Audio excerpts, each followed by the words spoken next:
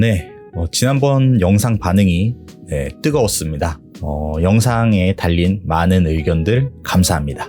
주말부터 이어진 긴 설 연휴가 지나갔습니다. 오랜만에 장이 주말 포함해서 3일이나 쉬면서 저도 푹 쉬었던 것 같습니다. 이렇게 설 연휴가 되면은 오랜만에 떨어져 있던 가족들이랑 모이면서 최근에 어떤 것들이 화제인지 이야기를 접하게 됩니다. 그 중에 나왔던 두 가지가 두쫑쿠와 주식 이야기였습니다. 장원영이 스토리에 올린 한 장의 사진에서 시작된 이 두쫑쿠 열풍은 이렇게 손바닥만한 쿠키 하나가 8,000원까지 갔었습니다. 국밥 한 그릇 값이에요. 근데 이게 없어서 못 판다고 난리였었습니다. 그러다가 검색어 트렌드가 정점을 찍고 반토막까지 나는데 걸린 시간이 딱 17일이라고 합니다. 경제학에서는 이 립스틱 효과라고 있는데 경기가 정말 안 좋으면은 사람들이 차나 집 이렇게 크고 비싼 건 포기하고 대신 비싼 디저트나 립스틱 이런 작은 사치품으로 스트레스를 푼다는 것입니다. 근데 여기서 또 아이러니한 건 우리의 지갑은 얇아져서 쿠키 하나에 벌벌 떠는데 주식시장은 불이 붙었습니다. 그러니까 연휴 내내 친척들이 아직도 삼전 없냐, 하이닉스 100만원 간다 이런 말이 오가고 댓글에도 달려있죠. 그런데 여기서 고민되는 지점은 진짜 미국 주식 탈출은 지능순인가?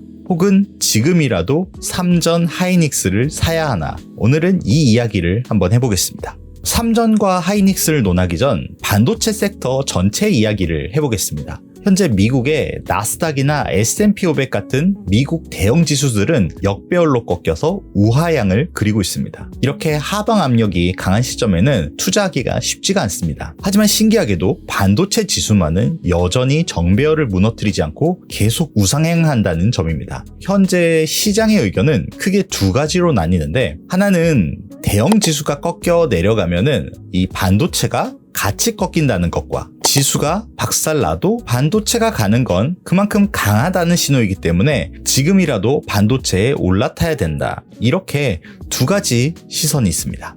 결론적으로 뭐가 맞고 틀리다를 떠나서 둘 다 충분히 맞는 이야기라고 생각합니다. 하지만 저는 지금으로서는 반도체 시장이 앞으로도 더 잘 갈 거라고 믿기 때문에 후자의 의견에 표를 던지고 싶습니다.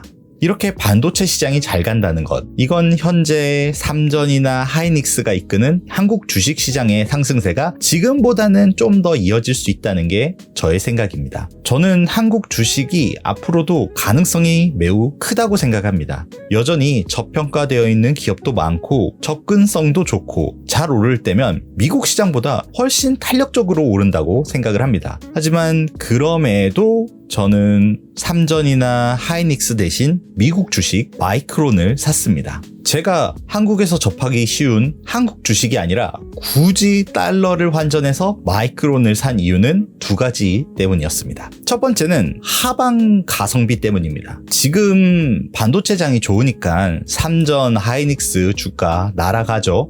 오를 때는 한국 주식이 진짜 탄력받아서 미국보다 화끈하게 오릅니다. 근데 주식이 평생 오르기만 할까요?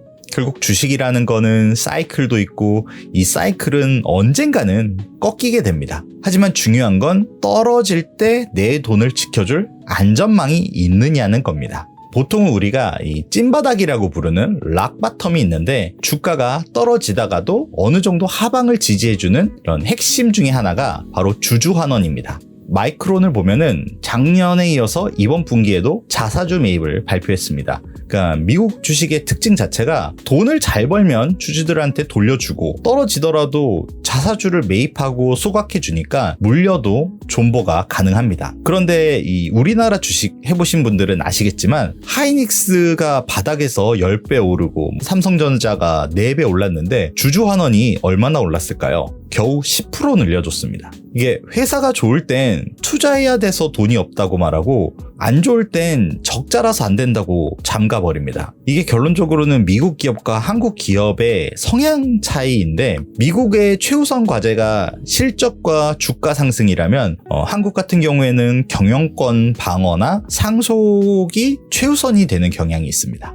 결국 반도체 사이클이 박살나면 바닥부터 들어간 분들은 몰라도 위에서 물리면 바닥에서 받쳐줄 배당이나 주주환원이 없기 때문에 한국 주식은 다 좋지만 잘못하면 마이너스 50%이 반토막도 충분히 날 수 있다고 생각을 합니다. 그리고 두 번째 이유는 저의 라이프 스타일입니다. 저는 낮에는 일을 해야 하는 평범한 직장인입니다. 그래서 일을 하는데 주식 차트를 계속 볼 시간이 없습니다. 그러다 보니 차라리 박살 날 때는 조금 덜 박살 나고 내 삶에 집중할 수 있는 미국 주식을 사는 것, 마이크론을 사는 게 제 기준에서는 조금 더 나은 선택이었었습니다. 결론적으로 저는 지금 삼전이 좋은지 마이크론이 좋은지는 정답이 없다고 생각을 합니다. 여기서 잠깐 설 연휴 중에 나온 13F 보고서에 대한 이야기를 해보겠습니다. 최근 시장은 기관 투자자들 사이에서도 의견이 많이 갈리고 있습니다. 이번 보고서에 따르면 빌 에크먼은 메타를 사고 드러켄밀러는 메타를 팔았습니다. 반대로 드러켄밀러는 구글을 사고 빌 에크먼은 구글을 팔았습니다. 그리고 데이비드 테퍼는 메타와 구글 모두를 매수하였습니다. 결국 핵심은 누가 어떤 종목을 골랐는가 보다는 어떠한 프레임으로 접근하는가가 중요하다고 생각을 합니다. 그러니까 누군가는 단기적인